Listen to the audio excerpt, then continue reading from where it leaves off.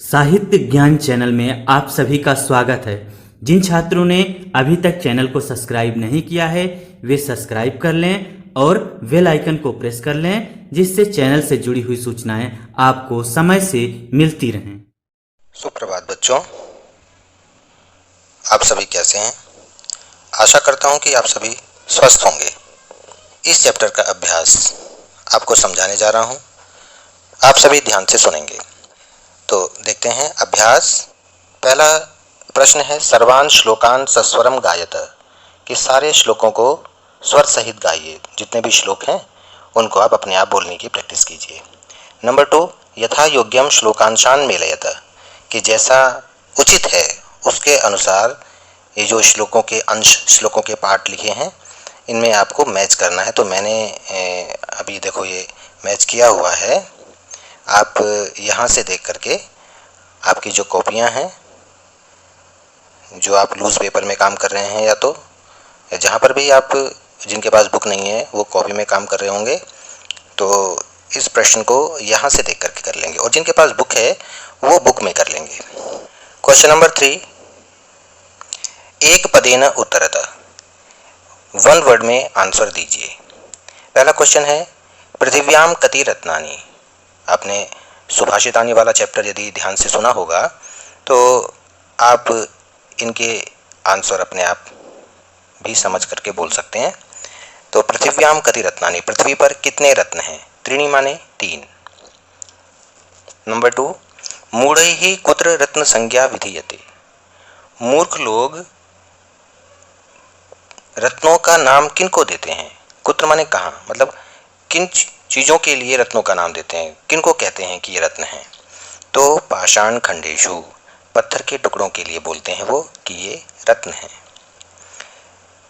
Third part, पृथ्वी केन धार्यते, पृथ्वी किससे धारण की जाती है? तो सत्येन, सत्य से धारण की जाती है। तो पूरा आंसर होगा पृथ्वी सत्येन धार्यते। फोर्थ पार्ट, कैहि संगतिम कुर्वीत, किन लोगों के साथ में हमें संगति करनी चाहिए? तो ये है तृतीया विभक्ति का बहुवचन कैहि। तो यहाँ है सद्भि, मतलब सज्जनों के साथ, सज्जनों के साथ हमें संगति करनी चाहिए, उठना बैठना चाहिए, मेल जोल करना चाहिए।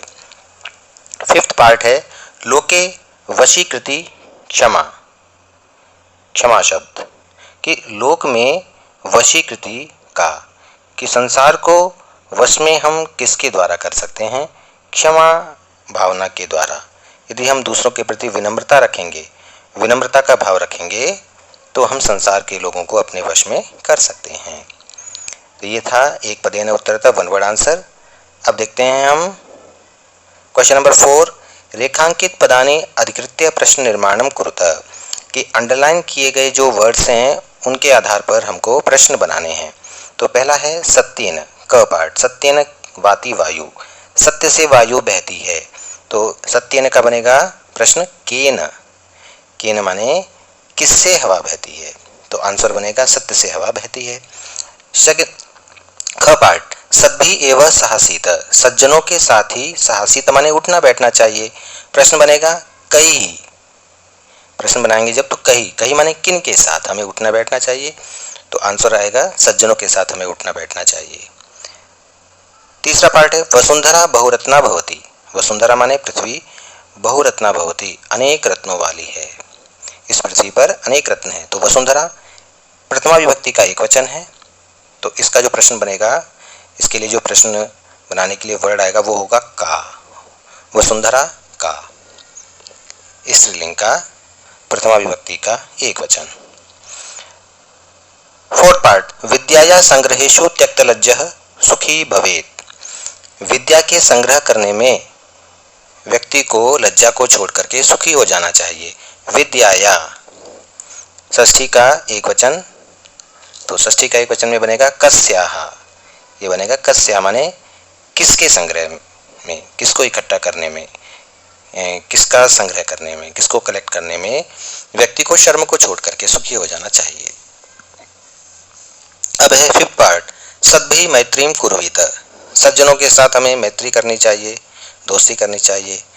तो यहाँ पर इसका दो तरीके से प्रश्न बन सकते हैं। एक तो किम, किम क्या करनी चाहिए, सज्जनों के साथ क्या करनी चाहिए, मित्रता करनी चाहिए। और यदि हम इसको मैत्री को स्त्रीलिंग के अर्थ में समझेंगे तो यहाँ पर इसका काम भी बनेगा। किम और काम ये दोनों आप बना सकते हो कि सज्जनों के साथ क्या करना चाहिए, सज्जनों के साथ में मित्रता करनी चाहिए। क्वेश्चन नंबर 5, कुत्र विस्मया न कर्तव्य, कि किन किन स्थानों पर हमें आश्चर्य नहीं करना चाहिए। तो आपने श्लोक पढ़ा था, यदि आपने ध्यान से श्लोक पढ़े होंगे या सुने होंगे तो आप समझ जाएंगे कि एक तो दानशीलता में, तपस्या में मतलब मेहनत में, शूरवीरता में, विज्ञान में, विनम्रता में और नीति में, ये जितने भी जगह हैं, जितने भी ये स्थान इन्होंने बताए हैं कि इन सभी स्थानों पर आप जब भी इनमें अधिकता दिखाई देती है आपको, तो हमें कभी भी आश्चर्य नहीं करना चाहिए। हमें कोई बहुत बड़ा दानवीर मिलता है तो हमें उसकी दानशीलता को देख करके आश्चर्य नहीं करना चाहिए। क्यों? क्योंकि इस धरती पर उससे बड़ा भी कोई ना कोई दानी जरूर होगा। तो प्रश्न ये है कि हमें कहाँ कहाँ पर आश्चर्य नहीं करना चाहिए। तो ये सारी चीज़ें जो गिनवाई हैं 1 2 3 4 5 6, इन 6 जगहों पर हमें कभी भी आश्चर्य नहीं करना चाहिए। सेकंड पार्ट है पृथिव्याम त्रीणी रत्नानि कानि, इस पृथ्वी पर 3 रत्न कानि माने कौन से हैं। यहाँ पर आप ध्यान देंगे, इस वाले मैं ये बताता हूँ, ये जो यहाँ पर त्रीणी लिखा हुआ है, देखिए ये त्रीणी, यहाँ पे क्वेश्चन केवल ये पूछा है पृथिव्याम कति रत्नानि, पृथ्वी पर कितने रत्न है ये पूछा है केवल, कि पृथ्वी पर ये नहीं पूछा है कौन कौन से रत्न है, ये पूछा है कितने रत्न है। तो यहाँ पर आंसर इसका आ गया त्रीणी माने 3। अब यहाँ पूछा है पृथिव्याम त्रीणी रत्नानि कानि, कि इस पृथ्वी पर 3 रत्न कौन कौन से हैं। तो एक है जलम, अन्नम, सुभाषितम, ये 3 रत्न हैं। थर्ड पार्ट है त्यक्त लज्जा कुत्र सुखी भवेत, जो लज्जा को छोड़ करके व्यक्ति सुखी हो जाता है, पर कुत्र किन स्थानों पर, किन मौकों पर, कहाँ कहाँ पर व्यक्ति यदि लज्जा को छोड़ देता है तो व्यक्ति सुखी हो सकता है। तो ये क्या है, पहला है धन धान्य प्रयोगेशु, धन और धान्य के लेन देन में, विद्या या संग्रहेशु, विद्या का संग्रह करने में, विद्या के कलेक्शन में, आहारे खान पान में, व्यवहारे बिहेवियर में, इन सभी जगह पर व्यक्ति को लज्जा छोड़ देनी चाहिए और सुखी हो जाना चाहिए। क्वेश्चन नंबर 5 हो गया। क्वेश्चन नंबर 6 में है मंजूषातः पदानि चित्वा लिंगानुसारम लिखता, कि ये जो एक कोष्ठक आपको दिखाई दे रहा है, ये मैं आपको बताता हूँ, इसे बोलते हैं कोष्ठक। ये है कोष्ठक एक, इस कोष्ठक में इसे बोलते हैं संस्कृत में मंजूषा। इसके अंदर जो वर्ड हैं ये वर्ड आपको लिंगों के अनुसार अलग अलग करके लिखने हैं। तो मैंने देखो लिखा है, अब ध्यान से देख लीजिए। रत्नानि सत्येन अन्नम, ये तीनों नपुंसक लिंग के हैं। वसुंधरा पृथ्वी संगतिम, ये स्त्रीलिंग के हैं। सुखी वन्नी रवि, ये तीनों पुल्लिंग के हैं।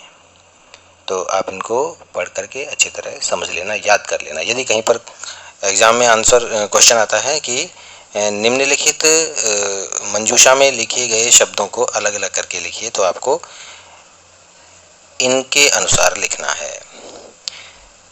अब है 7 नंबर, अधोलिखित पदेषु धातुव के संति। यहाँ पर पहले वाले जो लाइन है, ये जो पहली लाइन है, इस पहली लाइन में पद दिए हुए हैं। पद का मतलब है शब्द दिए हुए हैं, करोति, पश्य, भवेत्, तिष्ठति, ये सारे पद दे रखे हैं, ये 4। तो ये पूछा गया है इस क्वेश्चन में कि इन पदों की धातुएं कौन कौन सी हैं। तो करोति लिखा है, करोति की धातु होती है क्री। पश्य का होता है दृश्य, भवेत् का होता है भू, और तिष्ठति की है स्था। तो यदि ये पहला वाला पार्ट, यदि ये वाला पार्ट एग्जाम में आता है और पूछा जाता है कि इन पदों की धातु बताइए, तो आपको ये सामने वाली धातु आपको बतानी है। तो ये अभी फिलहाल आप इसको आप याद कर लेना, क्योंकि आपको ये जो धातुएं हैं विस्तृत रूप से इनके बारे में आपने अध्ययन नहीं किया है। तो आप फिलहाल ये जो 4 यहाँ पर शब्द दिए हुए हैं, उनकी धातु दी हुई हैं, इनको आप याद कर लीजिएगा। तो ये मैंने आपको चैप्टर 1 का अभ्यास कराया है। ये सारे के सारे अभ्यास कार्य को आप अच्छी तरह से समझ करके और याद कर लेंगे। धन्यवाद।